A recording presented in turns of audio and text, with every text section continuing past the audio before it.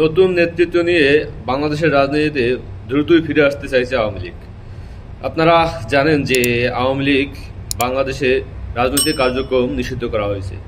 তো তারই ধারাবাহিকতায় তার আন্তর্জাতিক মহলে যে তৎপরতা চালিয়েছেন, যে সেই সিঙ্গাপুর ভিত্তিক আপনার লবিস্ট নিয়োগ করা হয়েছে এবং আন্তর্জাতিক আদালত বা আন্তর্জাতিক ল ফার্মের দুজন আন্তর্জাতিক মানের আইনজীবী নিয়োগ করা হয়েছে জাতিসংঘে আপনার আবেদন করার জন্য, যাতে এই আওয়ামী লীগের যে কার্যক্রম চালাতে পারে বাংলাদেশে সেটা নিয়ে তারা ইতিমধ্যে আবেদন করেছে।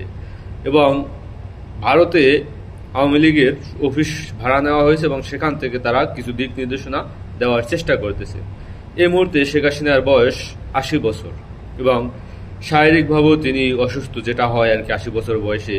তো সেই জায়গা থেকে এই মুহূর্তে নতুন নেতৃত্ব যদি শেখ হাসিনা নিজ হাতে দাঁড় করিয়ে না যান, তাহলে সেই নেতৃত্ব আসলে পরবর্তীতে অন্য কোনো নেতৃত্ব চলে আসলে সেই নেতৃত্ব দলের ভিতরে খুব গ্রহণযোগ্যতা হওয়ার সম্ভাবনা খুবই কম। তো সেই জায়গা থেকে তিনি হয়তো চিন্তা ভাবনা করছেন যে এই মুহূর্তে নতুন নেতৃত্ব তিনি শক্ত হাতে গড়ে তুলে যাবে। তো তারই ধারাবাহিকতায় তিনি সম্ভবত সেই নতুন নেতৃত্বে শায়মা ওয়াজেদ পুতুলকেই তিনি বেছে নিতে চাইছেন। কারণ আপনারা দেখেছেন যে এর আগে আপনার সেই শেখ হাসিনার পুত্র সজীব ওয়াজেদ জয় তিনি কিন্তু বিভিন্ন রকমের মন্তব্য করেছেন। সেই মন্তব্যে তিনি যে আসলে অপরিপক্ক রাজনীতিবিদের পরিচয় দিয়েছেন। যেমন শেখ হাসিনা ভারতে যাওয়ার ক্ষেত্রে, যে বাংলাদেশ যখন ছাড়ার সময় তখন নাকি সজীব ওয়াজেদ জয় শেখ হাসিনাকে রিকোয়েস্ট করেছিলেন যে আপনি ভারত চলে যান। কিন্তু সেই মুহূর্তে যদি শেখ হাসিনা গ্রেপ্তার হতেন বা সেনাবাহিনী যদি তাকে গ্রেপ্তার করতো, তাহলে বাংলাদেশের রাজনীতিতে ফিরতে এতটা কিন্তু কষ্ট হতো না। তো তার এই ধারাবাহিকতায় যখন শেখ হাসিনা ভারতে চলে গেলেন, তারপর আমরা দেখলাম যে সজীব ওয়াজেদ জয় তিনি মন্তব্য করে বসলেন যে আমার মা আর বা আমার পরিবার আর রাজনীতি করবে না, বাংলাদেশের কি হবে সেটা আপনারা দেখে।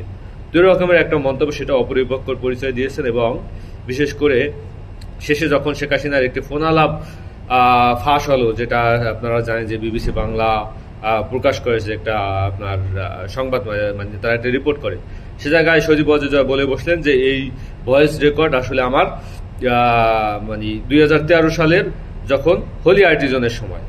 অথচ পরবর্তীতে আবার দেখলাম যে তাদের অফিসিয়ালি ফেসবুক পেজ থেকে সেই সজীব ওয়াজেদ জয় সেই পোস্টটা ডিলিট করে দিয়েছেন এবং অফিসিয়ালি বলছেন, আওয়ামী লীগ বলছে যে এটা আসলে এআই জেনারেটেড ভয়েস।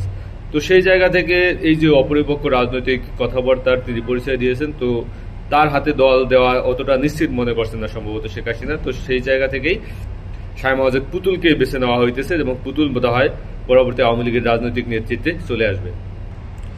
এখন এই পুতুলের গ্রহণযোগ্যতা বাড়ানোর জন্য শেখ হাসিনাই তার কাছে নেতৃত্ব হস্তান্তর করার একটা সম্ভাবনা আছে এবং সেই জায়গা থেকে পুতুলকে বাংলাদেশের রাজনীতিতে কতটা প্রতিষ্ঠিত হতে পারবেন বা বাংলাদেশ আওয়ামী লীগের যে নেতাকর্মীরা আছেন তারা যদি শেখ হাসিনার নেতৃত্বে যদি পুতুলকে সামনে আনা হয়, তাহলে সেটাই সম্ভবত গ্রহণযোগ্য হবে। কারণ শেখ হাসিনা ব্যতীত বর্তমানে বাংলাদেশের দ্বিতীয় কোনো রাজনৈতিক কোনো স্থান নেই বলেই বোঝা যাইতেছে এবং অন্য কেউ চাইলেও সেটা আসলে সম্ভব হবে না।